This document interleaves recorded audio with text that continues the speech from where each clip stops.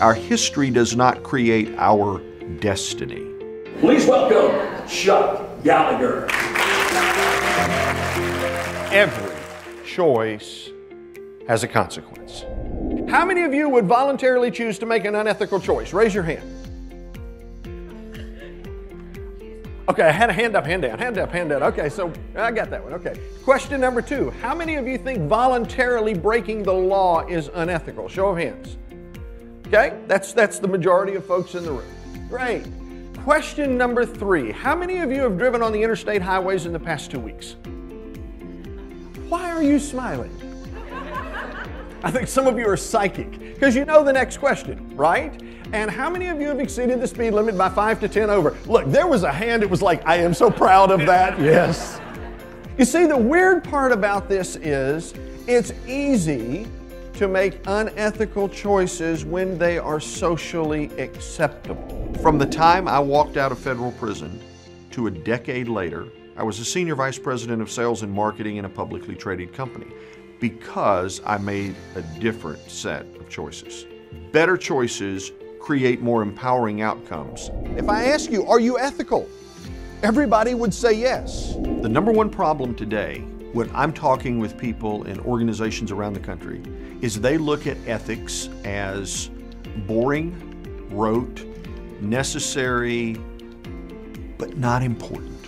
And what I bring to the table is helping them recognize that it's not an ethics and compliance checklist that needs to be reviewed over and over again, but more what motivates people to make ethical choices. Because if you can recognize what motivates behavior, you can move the needle with your employees or your members in an association, making choices because they want to, not because they have to.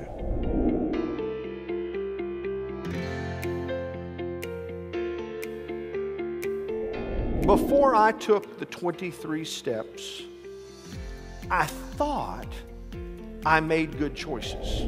But after I became 11-6-42-058, I found out that every choice has a consequence. We may not know when it will take place or how it will take place, but you can take that it will take place.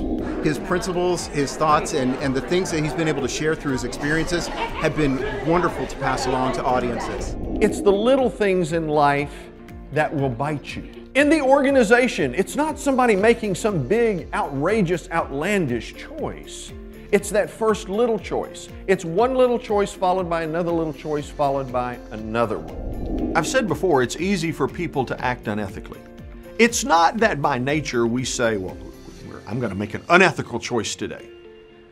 But human beings by nature are going to do what's socially acceptable.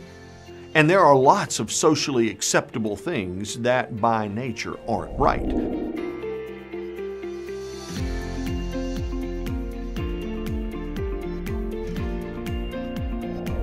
When life gets out of balance, you see there's an increased pressure to bring it back into balance. And when that increased pressure takes place, that's pushing what I call the need button.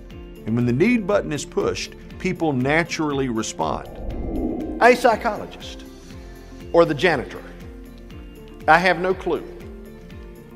But I can hear his words etched in my mind. And here's what he said. He said, son,